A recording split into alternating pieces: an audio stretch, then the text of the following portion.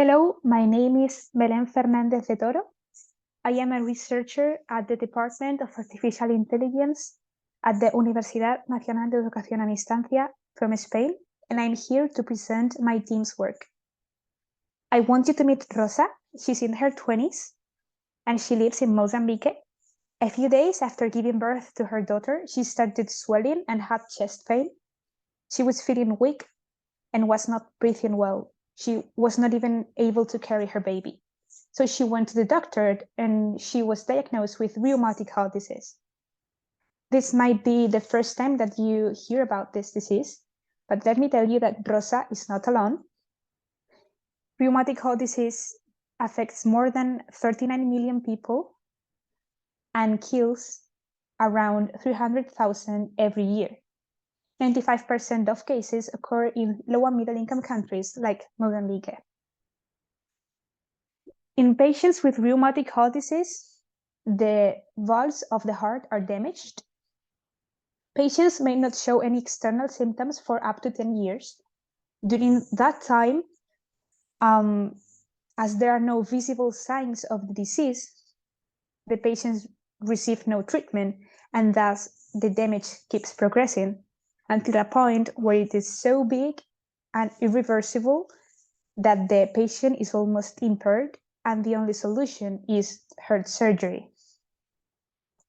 So this is why early detection is key, because when detected early, monthly injections with antibiotics can prevent and even reverse the heart damage. And to detect early the disease, since the patient is not showing any external symptoms, we need to perform echocardiography.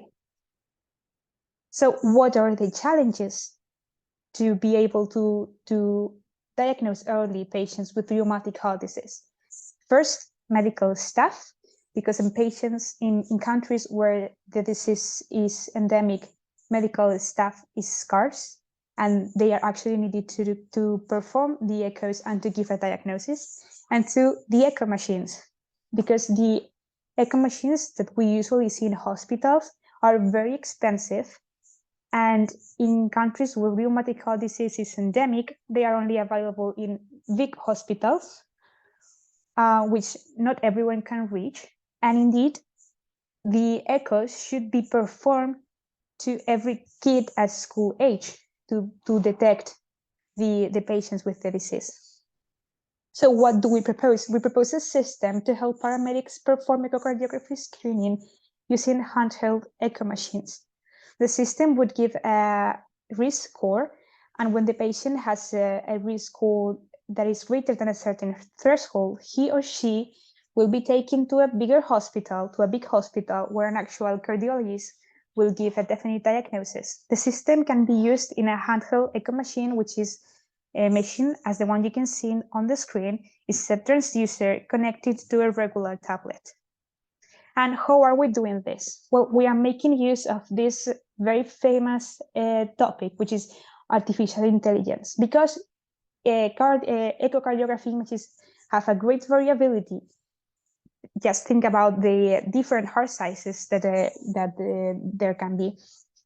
Because of these reasons, classical image analysis techniques cannot be used. We need to make use of artificial intelligence and deep learning, which have shown very promising results in medical image analysis. What do we contribute? Well, our system gives an automatic risk score, which means the person doing the echo doesn't need to know how to diagnose the disease to actually give a score, a risk score. And two, the system can be used in handheld echo machines, which are way cheaper than the ones that we see, the machines that we see in the hospitals, and can be used in the wild. They don't need to be connected to the current to work. Now, Rosa was diagnosed early. She received the proper treatment and is now able to carry her baby and continue her life normally. We want everyone with this disease to have the same prospect. If you have any questions or do you think you can contribute to this, do not hesitate to send me a message. And if you want to know more about rheumatic heart disease and Rosa's story, you can go to the World Health Federation webpage. Thank you.